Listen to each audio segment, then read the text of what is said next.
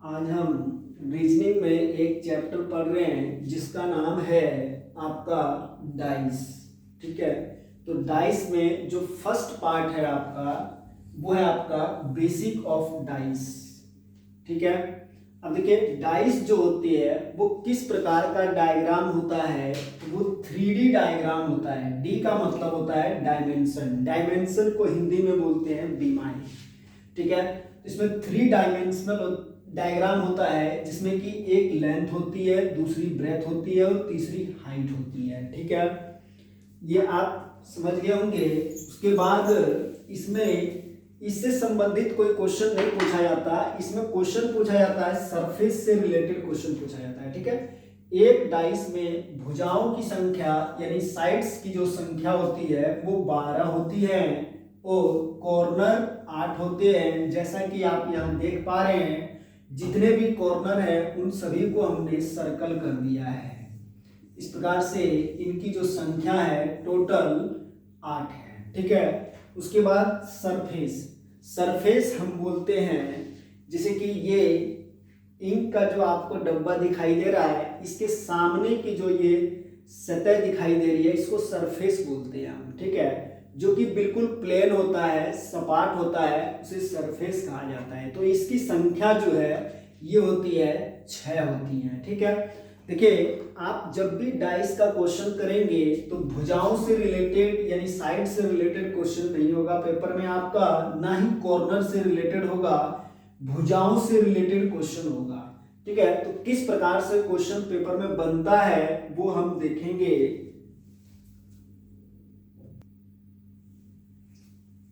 देखिए ये जो डाइस है आपका, जो पासा है, ये 2 प्रकार का होता है आपका। एक पासा होता है आपका साधारण पासा, साधारण पासा। ठीक है, और दूसरी जो होती है वो मानक पासा होती है, मानक पासा। ठीक है, इसको इंग्लिश में बोलते हैं सिंपल डाइस, इसको बोलते हैं इंग्लिश में स्टैंडर्ड डाइस बोलते हैं। देखिए मानक पासा का डायग्राम कुछ इस प्रकार से होता है आपका, जैसे यहाँ 5 है, यहाँ 2 है, यहाँ पे 5 है, यहाँ 3 है आपका। ये कुछ डायग्राम आपका इस प्रकार से होगा, यहाँ 1 है, यहाँ 4 है और यहाँ मान लीजिए कि 5 है। ठीक है, जो भी सिंपल डाइस होगा उसमें आपको टोटल सरफेस जो है, एक डाइस के अंदर 6 सरफेस होती है, 6 सतह होती है और उस पे 1 से लेकर के 6 तक अंक लिखे होते हैं। ठीक है, आपको यहाँ पे 3 अंक दिखाई दे रहा है और 3 सरफेस दिखाई दे रहा है, बाकी 3 अंक और 3 सरफेस दिखाई नहीं दे रहा है, क्योंकि अगर मान लीजिए कि ये एक डाइस है। ठीक है, जब आप इसको आप देख पा रहे हैं तो अगर मैं इस तरह से इसको कर दूं तो इसकी 3 सतह आप देख पाएंगे, एक ऊपर का, एक साइड का और एक सामने का दिखाई दे रहा है आपको। इसी प्रकार से इसमें 3 सतह दिखाई दे रहे हैं, 3 अंक दिखाई दे रहे हैं, बाकी के 3 अंक दिखाई नहीं दे रहा है। तो देखिए साधारण पासा हम किसे कहते हैं, तो साधारण पासा में जो दिखाई देने वाले, दिखाई देने वाले 3 अंकों में से किसी भी दो अंकों का योग 7 होता है। ठीक है, दिखाई देने वाले 3 अंकों में से किसी भी 2 अंकों का योग 7 होता है। जैसे फॉर एग्जांपल यहाँ पे 2 + 3 करेंगे आप तो कितना होगा 5, और 3 + 5 करेंगे तो होगा आपका 8, 5 + 2 करेंगे तो होगा आपका 7। तो देखिए 5 + 2 यानी कि इन दोनों को ऐड करने पे जो 5 और 7 का 2 का ऐड है वो सम 7 आ रहा है, यानी कि ये डाइस जो है ये साधारण पासा है। ठीक है, अब मानक पासा में ये जो है इसमें दिखाई देने वाले 3 अंकों में से किसी भी 2 अंकों का योग 7 नहीं होता है। ठीक है, उसे हम मानक पासा कहते हैं। ठीक है, जैसे मान लीजिए 1 + 5 करेंगे तो आपका 6 हो जाएगा, 5 + 4 करेंगे तो 9 हो जाएगा, और 4 + 1 करेंगे तो 5 हो जाएगा। यहाँ पे कोई भी दो अंकों का योग 7 नहीं है, ठीक है। इसलिए ये जो है कैसा पासा है, तो मानक पासा है, स्टैंडर्ड डाइस है। तो हम सबसे पहले साधारण पासा को पढ़ रहे हैं, ठीक है।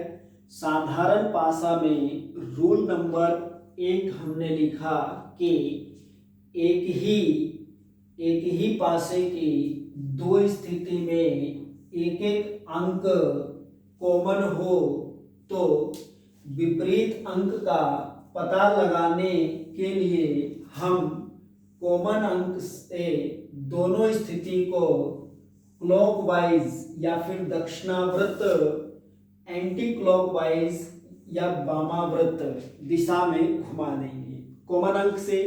तो देखिए सबसे पहले तो आपको ये ध्यान देना है, स्थिति को देखना है कि ये सिंपल डाइस है या नहीं है। तो सिंपल डाइस के लिए हमने बताया आपको कोई भी दो अंकों का योग 7 होना जरूरी है।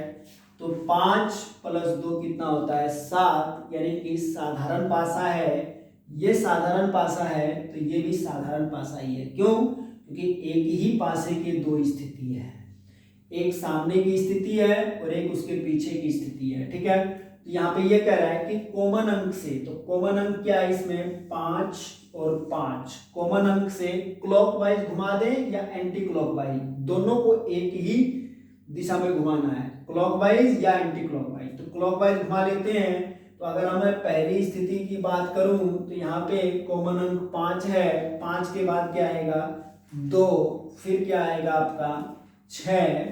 दूसरी स्थिति की अगर मैं बात करूं तो यहाँ पे कॉमन अंक के नीचे कॉमन अंक, उसके बाद आएगा आपका 1 और फिर आएगा आपका 4। यानी कहने का मतलब ये है कि 6 के विपरीत 4 होगा, 2 के विपरीत 1 होगा और 5 के विपरीत 5 नहीं होगा। क्यों नहीं होगा? क्योंकि कोई भी अंक 2 बार नहीं होता। 1 से लेकर 6 तक अंक लिखे होते हैं, कोई भी अंकों का 2 बार प्रयोग नहीं होता। तो यहाँ पे भी हम 5 का 2 बार प्रयोग नहीं कर सकते। एक बार फालतू आया है, किसकी जगह आया है, तो 6 की जगह आया है। तो यहाँ 5 के विपरीत क्या हो जाएगा, 6 हो जाएगा। अब हम सिंपल डाइस में साधारण पासे में रूल नंबर 2 की बात कर रहे हैं। तो देखिए रूल नंबर 2 ये कहता है कि एक ही पासे की दो स्थिति में दो दो अंक कॉमन हो तो बचा हुआ अंक एक दूसरे के विपरीत होगा। तो देखिए 4 + 3 7, यानी सिंपल डाइस है। अब यहाँ पे देखिए आपका 3 है तो यहाँ 3 है, यहाँ 2 है तो यहाँ 2 है, तो 4 के विपरीत क्या होगा, 1। आपका आंसर होगा।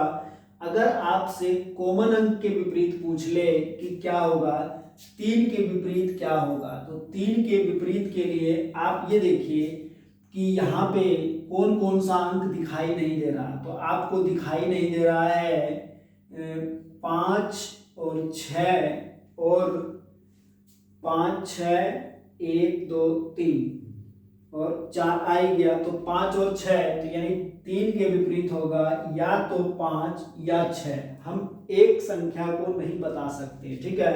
अगर आपसे पूछे कि 2 के विपरीत क्या होगा, तो इसका भी आंसर यही होगा, या तो 5 या फिर 6 कॉमन अंक के विपरीत होगा। तो देखिए रूल नंबर 3 जो है आपका साधारण भाषा में कह रहा है एक ही पासे की दो स्थिति में एक भी अंक कॉमन ना हो तो विपरीत अंक का पता लगाने के लिए पहली स्थिति को उठाकर दूसरी स्थिति पर रख देंगे। यानी कि इसको उठाकर आप इसके ऊपर रखेंगे, यहाँ से उठाएंगे यहाँ रखेंगे, तो 1 के विपरीत क्या होगा आपका, तो 1 के विपरीत 2 हो जाएगा, 5 के विपरीत 4 हो जाएगा और 6 के विपरीत जो है वो 3 हो जाएगा। ये आंसर होगा आपका। देखिए अब हम मानक पासा के बारे में पढ़ रहे हैं, स्टैंडर्ड डाइस के बारे में। स्टैंडर्ड डाइस का एक ही रूल है जिसका ये कहना है कि मानक पासा में विपरीत अंकों का योग 7 होता है। तो ये डाइस दिया है जो कि स्टैंडर्ड डाइस है, किसी भी दो अंकों का योग 7 नहीं होता। 3 + 1 4, 5 + 3 8, 5 + 1 6, ठीक है। तो आपसे पूछे 1 के विपरीत क्या होगा, तो 1 के विपरीत 6 होगा, 3 के विपरीत क्या होगा तो 4, 5 के विपरीत क्या होगा तो 2। यही इस क्वेश्चन का आंसर होगा आपका।